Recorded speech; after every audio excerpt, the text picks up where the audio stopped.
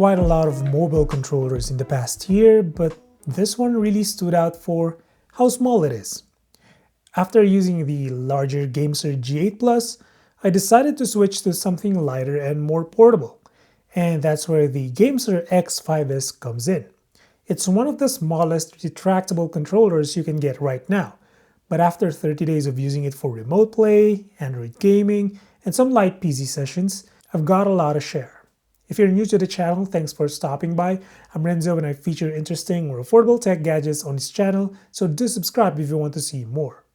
The GameSir X5s retails for around $50 or around 3,000 pesos here in the Philippines and about 4,500 Indian rupee. I will leave the discount codes and purchase links in the description box below if you want to check them out.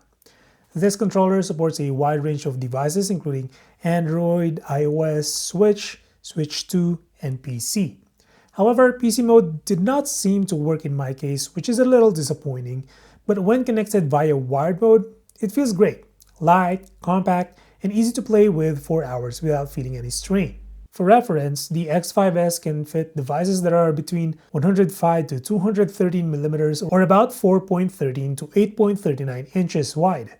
I mostly use it with my all-do-cube iPlay 17 Mini Ultra, which is my daily use tablet, and a great 8-inch device for almost anything except productivity. You can check my video about it as well.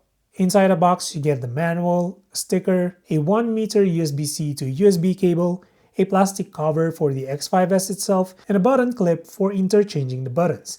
Then you also get 2 pairs of silicone pads, one thin and one thick, plus an extra thick silicone pad for phones with larger camera humps. You can actually remove and replace these silicone pads, making the controller compatible whether you're using a thin tablet or a thick phone. That level of flexibility is something I appreciate. The X5s is small but well built. It's lightweight and easy to hold even when lying down, and when paired with my iPlay 17 Mini Ultra, which weighs around 335 grams, the combination still feels balanced. The overall size of the controller is on the smaller side, including the thumbsticks and buttons, but they are surprisingly comfortable for my average-sized Asian hands. I'm actually glad that my right thumb doesn't hit the thumbstick, something that used to happen when I used my GameSir G8 Plus, but I can imagine people with larger hands might struggle a bit with grip, especially at certain angles. The grips use laser-engraved textures and they're comfortable. The LED ring around the home button is nice, but it's too bright, especially at night.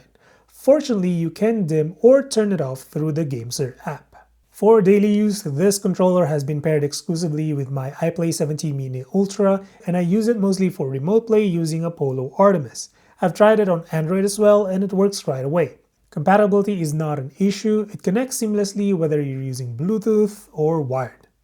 Speaking of which, this is a tri-mode controller, meaning you get Bluetooth, wired, and 2.4 GHz wireless options.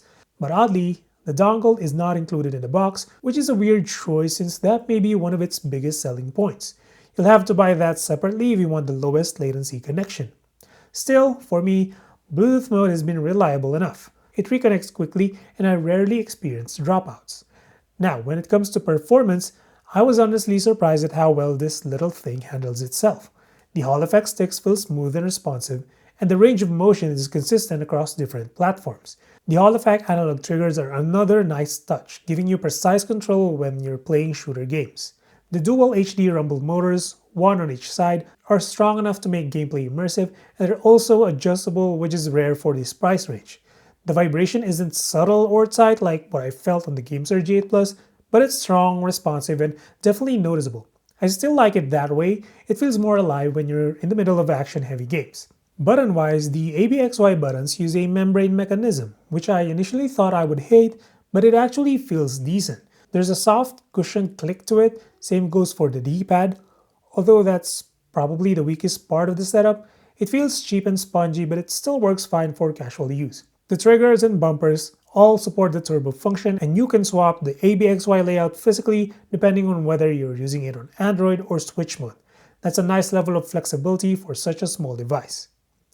The GameSir app supports the X5s and allows you to do things like remap buttons, adjust the vibration levels, but personally I only use it for firmware updates. It's not something I open regularly since most of the essential adjustments can be done through shortcut combinations. Speaking of shortcuts, There are about 6 button combos listed in the manual, but the most useful ones are adjusting vibration intensity, toggling hair trigger mode, adjusting volume, and switching A/B/X/Y layout. Once you get used to them, it's pretty convenient not having to open the app or operating the phone. GameSir also offers an optional external cooler called the FX5 cooler, which costs around 2,400 Philippine peso or roughly $40 US. It's a two-piece attachment consisting of the cooler and a 3000 mAh battery pack that magnetically snaps onto the back. The cooler uses a 25 by 25mm cooling plate and it's generally effective. The battery attachment has a power button, a charging port, and another button to switch between 3 fan modes: silent, extreme cold, and overclocking. You can't turn off the LEDs to save power, and while silent mode is quieter, it's not really silent because of the dense fan fins.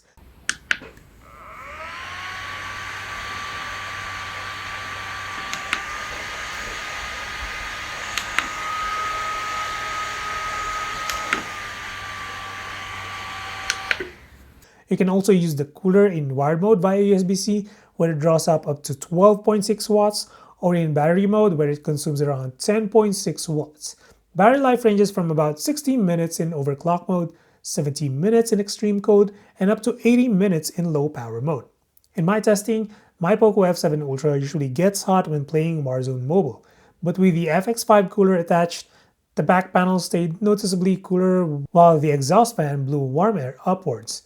The performance difference wasn't massive in terms of gameplay, but surface temperatures were much more comfortable and throttling was less likely. What I like is that even with the added weight of the cooler and battery, the setup still feels balanced thanks to how light the controller is.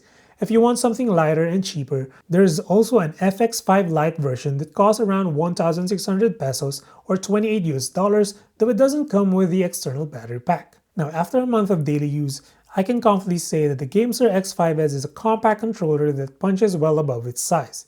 It's lightweight, comfortable, and packed with features you wouldn't expect from something this small.